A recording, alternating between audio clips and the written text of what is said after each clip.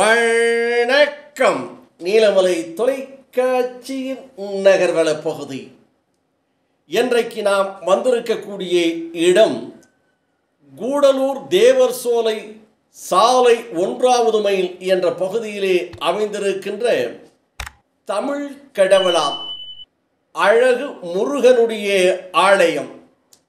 முருகனுடைய ஆலயம் தேவர் சோலை சாலை 1வது மைல் பகுதியிலே அமைந்திருக்கின்ற முருகன் ஆலயத்திற்கு நாம் வந்திருக்கிறோம்.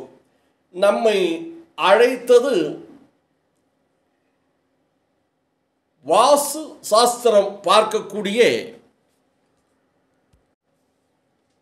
மரியாதைக்குரிய பரதன் அவர்கள் தகவலை கொடுத்து நாம் இன்றைக்கு வந்திருக்கிறோம்.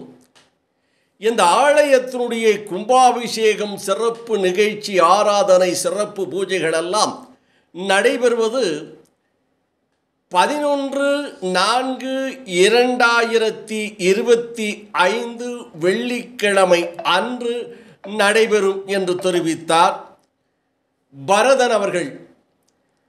அதன்படி நாம் நாளை 11/4/2025 வெள்ளிக்கிழமை அன்று நமது யூடியூப் மூலமாக முதல் முறையாக நேரலையாக லைவாக முதல் நிகழ்ச்சியை இந்த முருகன் ஆலயத்திலே இருந்து நமது நீலமலை தொலைக்காட்சி யூடியூப் மூலமாக நேரலையில் வழங்கவிருக்கிறோம் என்பதை மகிழ்ச்சியோடு தெரிவித்துக் கொள்ளுகிறோம்.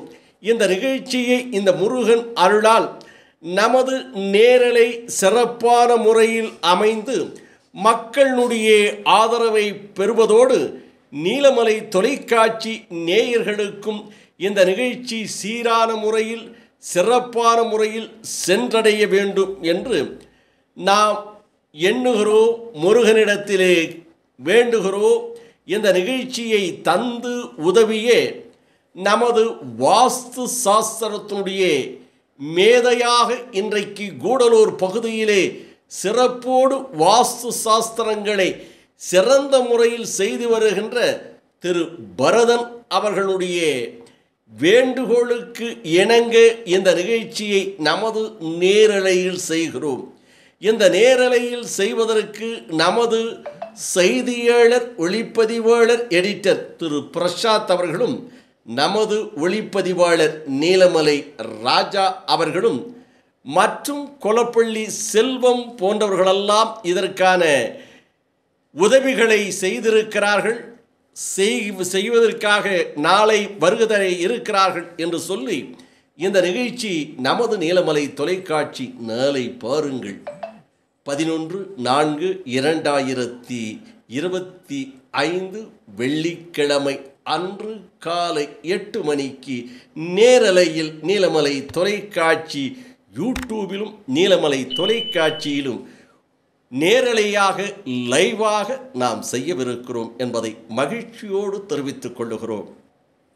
முதல் நிகழ்ச்சியை நாம் செய்வதற்கு நீலமலை தொலைக்காட்சி நேயர்களும் பொதுமக்களும் வியாபாரிகளுடைய ஆதரவை வேண்டி நகர்வள பகுதியில் நமது செய்தியாளர்களோடு வணக்கம் கூறி விடைபெறுவது என்றென்றும் உங்கள் நீலமலை அன்பில்.